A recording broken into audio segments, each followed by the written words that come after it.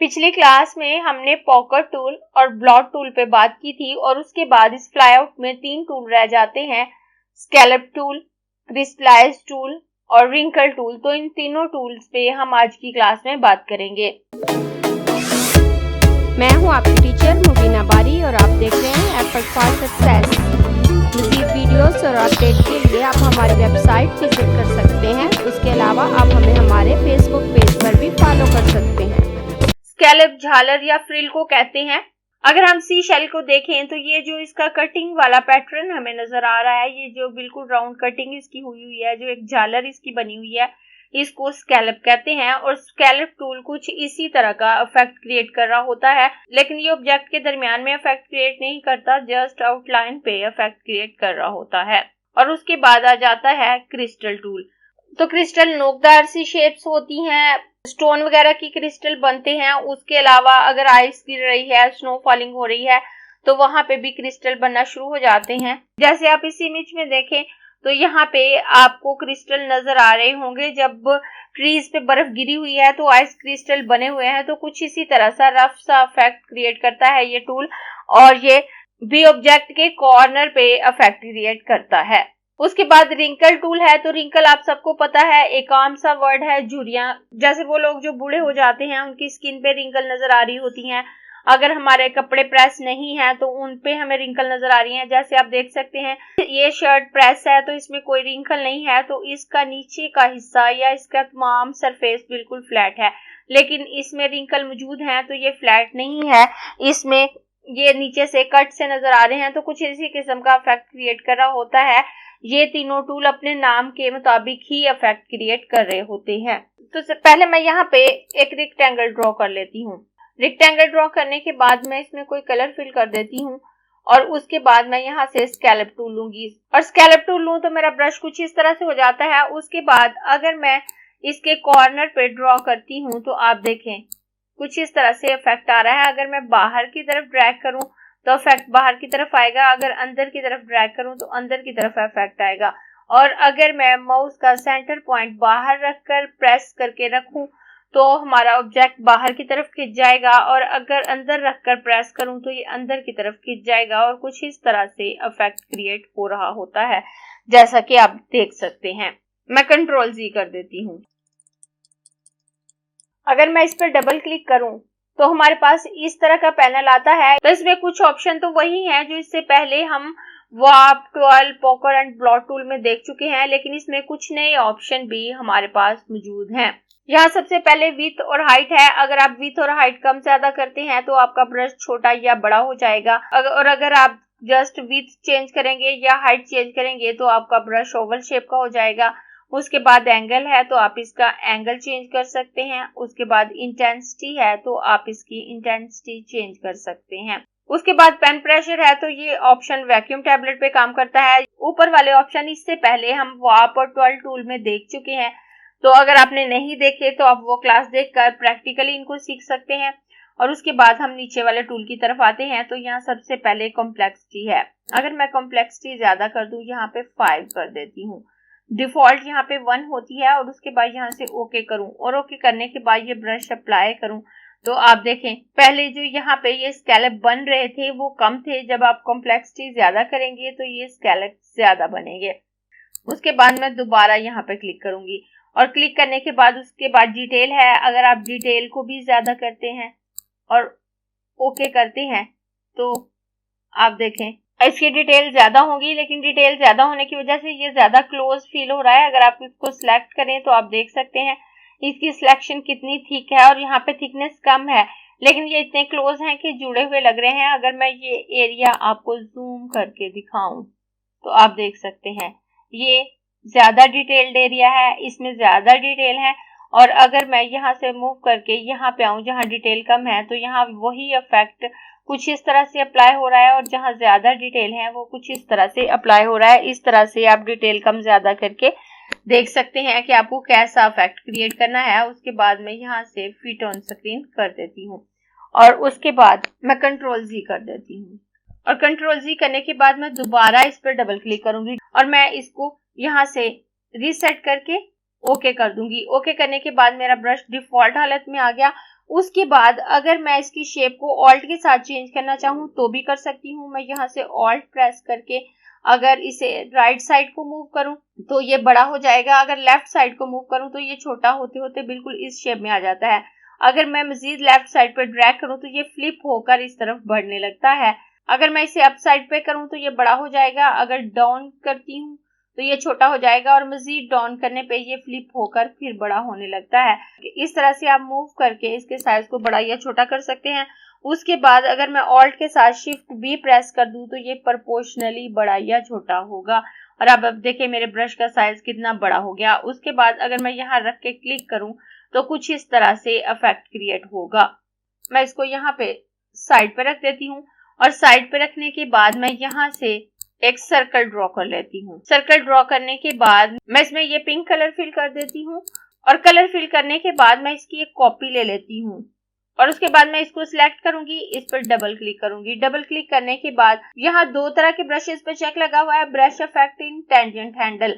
जो tangent handle हमारे पास आएंगे इन साइड पे ये उनको कंट्रोल करता है। Brush effect out tangent handle तो ये जो बाहर की तरफ हमारे टेंजेंट हैंडल आएंगे उनको कंट्रोल करता है। और ब्रश इफेक्ट एंकर पॉइंट का ऑप्शन है, अगर आप इन पे से चेक हटाते हैं तो ये ऑप्शन हाईलाइट हो जाता है और आप इस ऑप्शन को अप्लाई कर सकते हैं।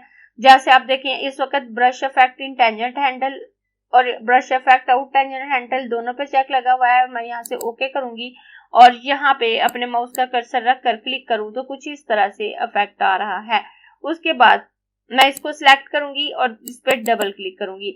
डबल क्लिक करने के बाद मैं यहाँ से चेक हटा देती हूँ, यहाँ से भी चेक हटा देती हूँ और यहाँ पे चेक लगा देती हूँ ब्रश इफेक्ट एंकर पॉइंट और ओके करूंगी। ओके करने के बाद अब अगर मैं प्रेस करूं तो आप देखें इफेक्ट कुछ इस तरह से आ रहा है। मैं इनको यहाँ पे साइड पे कर देती हूँ और उसके बाद यहाँ पर एक और सर्कल ड्रॉ कर लेती हूँ। सर्कल ड्रॉ करने के बाद मैं यहाँ पर डबल क्लिक करूंगी। उसके बाद मैं इन और आउट ब्रश इफेक्ट पे चेक लगा देती हूँ और एंकर पॉइंट पे से चेक हटा देती हूँ और उसके बाद ओके करूंगी। ओके करने के बाद अब अगर मैं प्रेस करके रखूं तो इफेक्ट कुछ इस तरह से होता है जो थोड़ी देर पहले भी मैंने क्रिएट करके दिखाया और मैं कंट्रोल जी कर देती हूँ। लेकिन अगर मैं प्रेस करके नहीं रखती, मैं यहाँ हल्का सा क्लिक करूँ उसके बाद दोबारा हल्का सा क्लिक करूँ तो इफेक्ट बिल्कुल चेंज होकर अप्लाई हो रहे होते हैं, आप देख सकते हैं। मैं कंट्रोल जी कर देती हूँ और कंट्रोल जी करने के बाद मैं इसके कलर को चेंज कर देती हूँ। मैं इसमें रेड कलर फिल कर दूंगी। रेड कलर फिल करने के बाद मैं दोबारा यहाँ पे क्लिक करूंगी। दोबारा क्लिक करने के बाद अब यहाँ से अगर मैं कॉम्प्लेक्सिटी ज्यादा कर देती हूँ, मैं यहाँ पे 5 करूँ और उसके बाद डिटेल भी थोड़ी ज्यादा कर देती हूँ, मैं डिटेल भी 5 ही कर देती हूँ और यहाँ से ओके करूँ। ओके करने के बाद अब अगर मैं यहाँ पे रख कर प्रेस करके रखूँ तो आप देखें हमारा ऑब्जेक्ट कुछ इस तरह से क्रिएट हुआ है और ये बहुत खूबसूरत इफेक्ट लग रहा है। इसको भी मैं यहाँ पे रख देती हूँ। उसके बाद हम आते हैं क्रिस्टल टूल की तरफ। तो मैं यहाँ पर एक रेक्टेंगल ड्रॉ कर लेती हूँ। रेक्टेंगल ड्रॉ करने के बाद मैं यहाँ से क्रिस्टल टूल लूंगी और अगर मैं यहाँ पर ड्रैग करूँ तो आप देखें कुछ इस तरह से इफेक्ट आ रहा है। अगर हमारा ब्रश छोटा होगा तो इफेक्ट छोटा होकर अप्लाई होगा और अगर बड़ा होगा तो ये बड़ा होके अप्लाई होगा और ये बिल्कुल इसी तरह से क्रिस्टल फॉर्म में इसका इफेक्ट आ रहा है और इसके कॉर्नर रफ हो रहे हैं। मैं इसको डिलीट कर देती हूँ। डिलीट करने के बाद अब अगर मैं यहाँ से एक इलिप्स लूं और इलिप्स लेकर यहाँ ड्रॉ करूं और ड्रॉ करने के बाद मैं यहाँ से इसमें पर्पल कलर फिल कर देती हूँ और इसकी एक कॉपी ले लेती हूँ। और कॉपी लेने के बाद अब मैं सेंटर पॉइंट पे इसको रख कर क्लिक करूं तो आप देखिए इफेक्ट कुछ इस तरह से क्रिएट हो रहा होता है।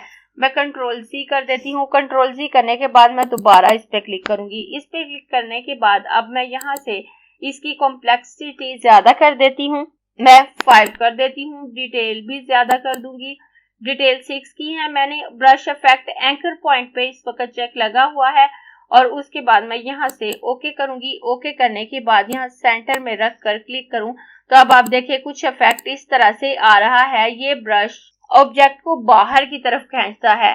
मैं कंट्रोल जी कर देती हूँ और उसके बाद दोबारा इस पे क्लिक करूंगी। इस पे क्लिक करने के बाद मैं यहाँ से कॉम्प्लेक्सिटी कम कर देती हूँ, 2 कर देती हूँ और उसके बाद मैं यहाँ से डिटेल कम कर देती हूँ, मैं डिटेल 2 कर देती हूँ और उसके बाद ब्रश इफेक्ट एंकर पॉइंट पर चेक लगा हुआ है, ओके करूंगी और यहाँ पे रख कर क्लिक करूं तो आप देखें इफेक्ट कुछ इस तरह से आ रहा है।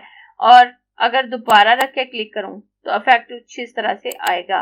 उसके बाद मैं शिफ्ट के साथ इसके साइज को थोड़ा सा छोटा कर दूंगी और यहाँ पे रख देती हूँ। और उसके बाद मैं इसको सिलेक्ट करूंगी, दोबारा इस पे क्लिक करूंगी, बाकी सेटिंग वही रहने देती हूँ। इस वक्त ब्रश इफेक्ट एंकर पॉइंट पे चेक लगा हुआ है तो मैं brush effect in tangent handle पे चेक लगाऊंगी। उसके साथ साथ brush effect out tangent handle पे चेक लगाकर यहाँ से ओके करूं और यहाँ पे रख कर क्लिक करूं तो आप देखें वही इफेक्ट राउंड शेप में अप्लाई हुआ है। मैं इसके साइज को छोटा कर देती हूँ और छोटा करने के बाद यहाँ पे रख दूंगी और इसको सिलेक्ट करके इसके कलर को चेंज करके इसमें ऑरेंज ग्रेडियंट फिल कर देती हूँ। उसके बाद हम आते हैं रिंकल टूल की तरफ। तो मैं यहाँ से एक रेक्टेंगल ड्रॉ कर लेती हूँ। रेक्टेंगल ड्रॉ करने के बाद यहाँ से रिंकल टूल लूंगी।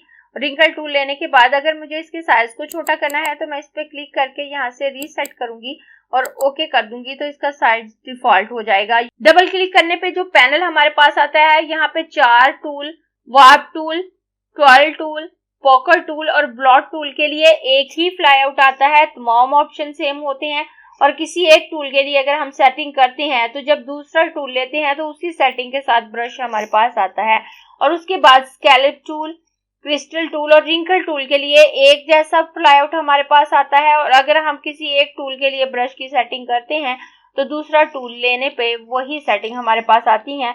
तो मैं यहाँ पर रिंकल टूल पे क्लिक करूंगी और यहाँ पे अगर इसके कॉर्नर पे लाके क्लिक करूं तो आप देखें इस तरह से वो थोड़ा सा इफेक्ट हमारे पास आ रहा है। लेकिन अगर मैं ब्रश को बड़ा करूं और बड़ा करने के बाद यहाँ पे अप्लाई करूं तो आप देखें रिंकल कुछ इस तरह से क्रिएट हो रही हैं, लेकिन ये दरमियान में इफेक्ट नहीं डाल रहा होता। मैं इसको डिलीट कर देती हूँ। डिलीट करने के बाद मैं यहाँ से पॉलीगॉन टूल लूंगी और पॉलीगॉन टूल लेने के बाद मैं यहाँ पे ड्रॉ करूंगी और डाउन एरो की से इसकी साइड्स को 3 करूंगी और शिफ्ट के साथ एक ट्रायंगल ड्रॉ कर लेती हूँ। ट्रायंगल ड्रॉ करने के बाद मैं इसको यहाँ पे रखूंगी। यहाँ पे रखने के बाद मैं इसकी विड्थ को थोड़ा सा कम कर देती हूँ और हाइट को थोड़ा सा ज्यादा कर लूंगी।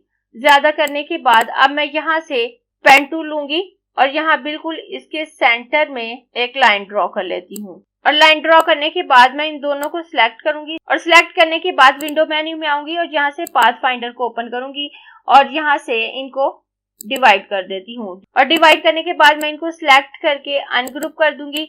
अनग्रुप करने के बाद अब आप देखें मेरी दोनों शेप सेपरेट हो चुकी हैं। मैं कंट्रोल जी कर लेती हूँ। कंट्रोल जी करने के बाद मैं इसको सिलेक्ट करूंगी और सिलेक्ट करने के बाद इसमें ये ग्रीन कलर फिल कर देती हूँ और उसके बाद मैं इसको सिलेक्ट करूंगी, इसमें ये वाला ग्रीन कलर फिल कर दूंगी। अब मैं यहाँ से रिंकल टूल लूंगी। रिंकल टूल लेने के बाद मैं इस पर डबल क्लिक करके इसको रीसेट करके डिफॉल्ट वैल्यू पे ले आती हूँ और ओके करूंगी। ओके करने के बाद अब अगर मैं इसको इसके कॉर्नर पर ड्रैग करती हूँ तो आप देखें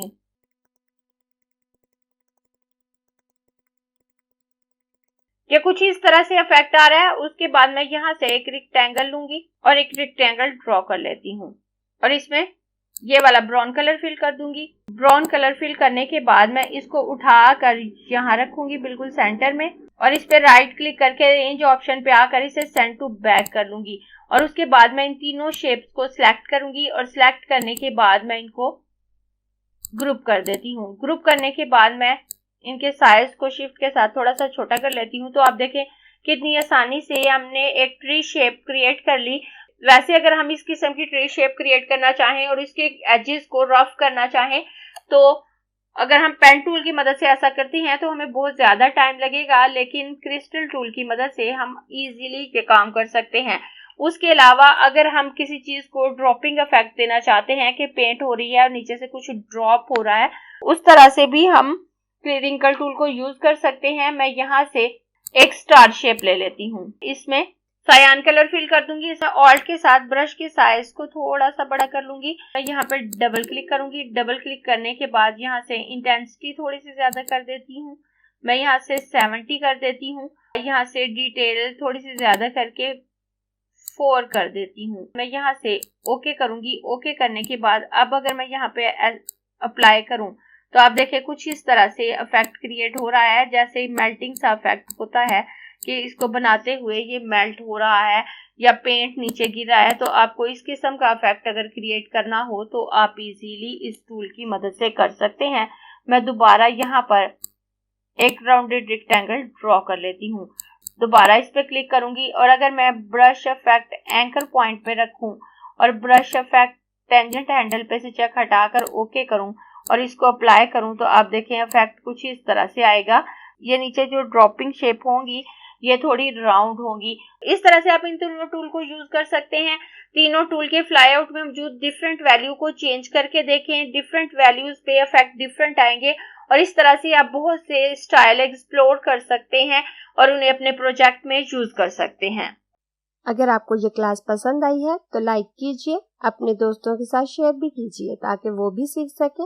आप अपने क्वेश्चंस और व्यूज नीचे कमेंट बॉक्स में लिख सकते हैं और अगर आपने चैनल सब्सक्राइब नहीं किया तो प्लीज सब्सक्राइब कीजिए ताकि आपको आने वाली वीडियोस का नोटिफिकेशन फौरन से मिल सके।